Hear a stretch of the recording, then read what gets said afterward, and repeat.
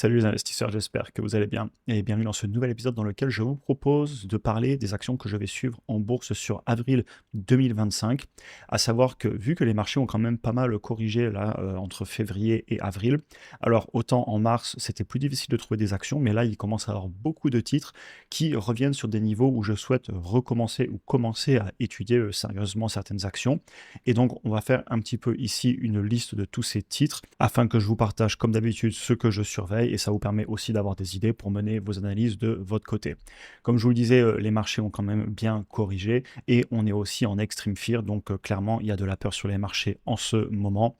Comme d'habitude, il s'agit en aucun cas de conseil en investissement et ici on ne va pas non plus faire des analyses complètes. L'objectif c'est vraiment de vous lister tout ce que je regarde en ce moment afin de vous donner des idées. Et ça, j'ai un petit peu fait évoluer mes vidéos dans le temps, où justement, ces vidéos que je vous fais d'ailleurs pas tous les mois parce que j'aime pas forcément me répéter, c'est pas fun pour moi de faire une vidéo où 3 mois d'affilée, je vous parle des mêmes actions. Je vous la fais surtout quand je vois pas mal de nouveaux titres qui deviennent, intéressants. Et de la même façon, tout ne peut pas rentrer en portefeuille de mon côté. Les places sont très limitées, je sélectionne vraiment ce que je fais rentrer en portefeuille, mais je ne veux pas m'empêcher d'étudier beaucoup d'autres belles entreprises et de les partager à la communauté. Et donc, au plaisir aussi de vous lire en commentaire, de voir vos idées. Cette vidéo, ça va donc être un résumé des nombreuses analyses que j'ai déjà fait sur la chaîne, aussi les nouveaux titres, les sessions de travail que je fais dans le programme amènent aussi pas mal d'idées qui ensuite finissent sur des vidéos YouTube. Et comme je vous le disais, l'objectif, c'est pas de rentrer en détail sur chaque action.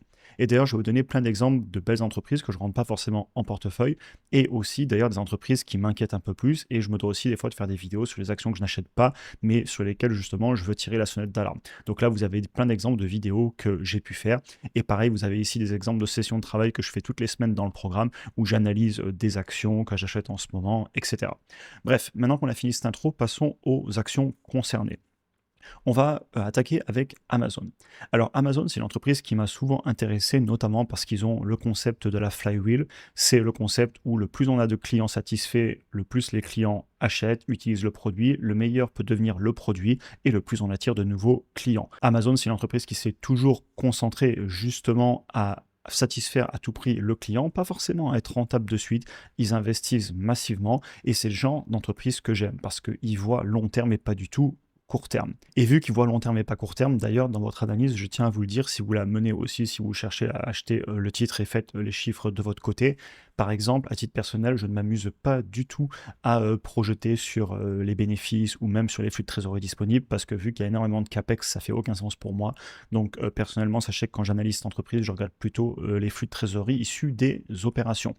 L'entreprise, vous voyez qu'elle a corrigé là, de 20% depuis les plus hauts qu'elle avait fait en début d'année. À savoir que c'est une entreprise qui a des marges brutes de pas loin de 50% et vous voyez, ils ont moins de 10% de marge nette, ce qui veut dire que l'entreprise, comme je vous le disais, elle a un gros potentiel de gagner de l'argent, mais actuellement, c'est pas ce qu'elle cherche spécialement à faire, même si elle le fait un petit peu plus qu'il y a encore quelques années.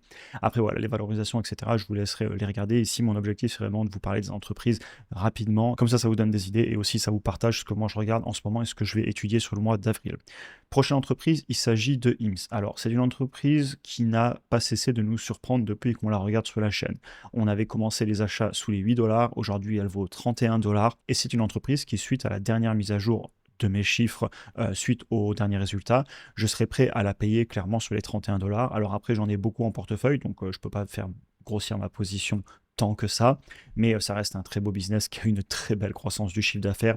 Ils sont vraiment en train de disrupter un marché. Pour moi, ils s'attaquent à des entreprises qui se reposaient sur leur laurier. Au niveau de la valorisation, ça peut paraître élevé, mais ça reste une entreprise jeune. Donc d'ailleurs, je tiens à le dire, petite capitalisation boursière, beaucoup de volatilité. Aussi, on est dans le secteur du médical, donc il y a beaucoup de risques réglementaires. Faites vos propres analyses, je vous donne aucun conseil ici.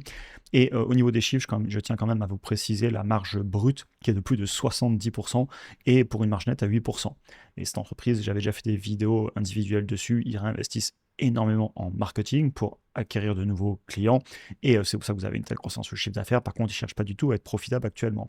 Et c'est pour ça qu'elle passait sous les radars à l'époque quand on pouvait la payer sous les 8 dollars. Entreprise suivante, il s'agit de Google, entreprise que j'ai en portefeuille aussi, et vous retrouverez les vidéos de l'époque où on pouvait l'acheter à des prix absolument, pour moi, ridicules, au moment où ça disait à gauche à droite que ChatGPT allait les tuer, que c'était certain, blablabla. Oui, oui, oui, ben, au final, Google est toujours là, je conserve ma position, Et le titre a fortement baissé là depuis quelques semaines et on revient sur des niveaux qui m'amènent à réouvrir mon analyse. Je vais remettre ça à jour, regarder ce qu'il en est. Et pour vous donner des pistes de recherche pour vos analyses aussi, par exemple, je vais regarder l'évolution en pourcentage des chiffres d'affaires qu'ils ont, notamment entre la publicité. Et je sais qu'ils veulent de moins en moins dépendre de la publicité et je suis d'accord avec ça. Et l'entreprise, elle y travaille fortement avec tout ce qui est les serveurs, les services. Par exemple, ils ont plus de 100 millions d'abonnés pour YouTube Premium, la conduite autonome, etc. Ils se battent pour vraiment développer plein de secteurs d'activité et c'est une très belle entreprise que j'ai en portefeuille, que je conserve. Et après la baisse, honnêtement, je m'y intéresse. Je vais essayer d'accélérer parce qu'il y a encore pas mal d'entreprises à traiter. Prochaine entreprise, il s'agit de ELF ou ELF. C'est une entreprise qui m'intéresse. Elle est dans un secteur très différent. Elle est dans le maquillage. Et c'est une entreprise qui innove clairement dans ce secteur où les entreprises historiques se reposent quand même beaucoup sur leur laurier et d'ailleurs ils leur prennent pas mal de parts de marché. Sur cette entreprise, dans mon analyse, au-delà des chiffres, ce que je regarde vraiment en ce moment, encore une fois, pour vous donner des pistes de recherche, c'est pas spécialement un problème de valorisation, mais je suis plus en train de regarder ce qui se passe notamment avec les risques de tarifs douaniers, parce qu'ils ont quand même beaucoup de produits qui sont faits en Asie et notamment en Chine. Et j'étudie ça en ce moment, comment ils vont pouvoir réussir à ne pas souffrir trop de ça, peut-être monter un peu leur prix, peut-être taper dans leur marge. Vous voyez, ils ont quand même plus de 67% de marge brute, donc c'est une entreprise qui a un vrai potentiel à gagner beaucoup d'argent. Ils en gagnent déjà, mais ils pourraient certainement gagner beaucoup plus s'ils faisaient moins de marketing. Et ils sont aussi pas mal en train de travailler sur l'internationalisation pour dérisquer justement le fait qu'ils soient très présents aux États-Unis. Et aussi, je tiens à le dire, ça reste une petite capitalisation boursière, donc vous aurez évidemment de la volatilité. Vous voyez ici d'ailleurs ce qui s'est passé sur les 6 derniers mois. C'est assez impressionnant les mouvements sur le titre, mais il n'empêche que fondamentalement, c'est un titre qui m'a beaucoup intrigué. J'avais déjà fait des vidéos dessus sur la chaîne et je m'y intéresse pas mal en ce moment. Alors, on pourrait continuer, il y a plein d'autres dossiers dont j'ai déjà parlé dans d'autres vidéos, d'ailleurs je l'avais fait en février et pas en mars parce que c'est tout le temps les mêmes actions qui reviennent et moi ça ne m'intéresse pas tout le temps de vous parler des mêmes titres puisque au final, comme je vous l'ai dit, il y a assez peu de place en portefeuille, je les achète pas toutes, j'en achète certaines assez régulièrement et donc pour vous donner d'autres pistes de dossiers, sachant que la liste elle n'est pas exhaustive parce que il y a tellement d'actions possibles et tellement de bonnes affaires, d'ailleurs je vous le disais un petit peu plus tôt, hein, il y a beaucoup de belles entreprises même en Europe et chacun au final fera ses dossiers. Mais d'autres dossiers qui m'intéressent en ce moment, on peut penser à MSTR, on peut penser à New Holding, à Mercado Libre, Meli, à l'AFMD, LFMD. Et donc voilà, il y a pas mal d'autres actions, mais l'objectif ici, c'est pas tous les lister. On va passer par contre à deux actions qui sont entre guillemets assez nouvelles et auxquelles je m'intéresse pas mal et je vais certainement faire des analyses complètes dessus en avril. Alors, premièrement, Robinhood, c'est un courtier bourse aux États-Unis. Il se commence aussi à maintenant faire de la banque et c'est une entreprise qui m'intéresse fortement parce qu'ils ont beaucoup d'adoption client. Et ils commencent aussi, comme je vous le disais, à avoir des ambitions vers la banque. Et je me demande aussi ce qui va se passer si un jour ils souhaitent, par exemple, partir à l'international. C'est une entreprise qui est très agile et innovante dans le monde de la finance. Et il y a beaucoup de choses qui bougent d'ailleurs dans ce secteur. J'en ai déjà parlé dans d'autres vidéos. Donc, je travaille actuellement sur mon fichier de valorisation. Il est ouvert. Si vous êtes dans le programme, vous avez accès au fichier qui est en cours de travail. Donc, il n'y a pas encore de prix d'achat cible puisque je n'ai pas fini mon travail. Mais par exemple, c'est vraiment un dossier que j'ai en cours en ce moment. Et c'est ce que je fais d'ailleurs régulièrement. Je mets assez longtemps, généralement, à prendre une décision. J'écoute les conférences destinées aux investisseurs. Je regarde les résultats d'entreprise sur plusieurs années. Bref. Je vous savez que j'en parle jamais du temps que je passe à regarder une action, mais sachez que je peux passer entre 3 et 5 heures par jour à écouter les résultats, les conférences destinées aux investisseurs, à aller écouter des spécialistes de certains secteurs. Et au final, ça peut paraître beaucoup, 3 à 5 heures par jour, mais entre le sport, les trajets, les tâches du quotidien, etc. Et vu que j'ai pas de télé, j'écoute pas spécialement de musique ni rien, je passe beaucoup de temps à absorber de la donnée avant de me décider sur une entreprise. J'ai d'ailleurs aussi mon Google Cloud qui est tout le temps ouvert avec des dizaines de Google Docs et je passe mon temps, dès que j'ai une idée, à de suite la sortir de ma tête, à l'écrire. J'ai des fichiers pour chaque entreprise et un jour ça finit dans des vidéos où je vous donne vraiment les extraits de mes recherches complètes. Enfin bref, je ne sais pas pourquoi j'ai fait cette tangente. C'est une entreprise, si vous venez à l'analyser, au-delà du qualitatif que je trouve assez pertinent, mais sur le quantitatif, j'ai du mal notamment par exemple à aller rechercher les marges nettes. C'est très dur à estimer, elles font complètement le yo-yo ou les montagnes russes sur cette entreprise. Et par contre, ils ont des très belles marges brutes. Donc un vrai potentiel à gagner de l'argent. Par contre, si vous faites une projection, je ne sais pas, dans 5 ans et vous réactualisez dans le présent, pour trouver les marges nettes, là, il faut peut-être aller regarder ce qui se passe dans le secteur, les concurrents, etc. pas du tout une entreprise simple à analyser, d'autant plus qu'elle est dans la finance, mais vu qu'il y a beaucoup d'adoption client, qu'on met du coup le client en avant par rapport à d'autres banques où clairement le client il est pas roi, bien au contraire parce qu'ils ont pignon sur rue, mais je pense qu'ils seront disruptés un jour parce que quand on prend pas soin de notre client, généralement ça se passe mal. Enfin bref, très belle entreprise. Et au niveau de la valorisation, je ne suis pas non plus choqué. Par contre, j'ai pas fini mes chiffres, donc je ne sais pas combien je veux la payer, mais je bosse activement dessus et je le saurai bientôt. Entreprise suivante, la vidéo va être longue, mais c'est pas grave. Nvidia.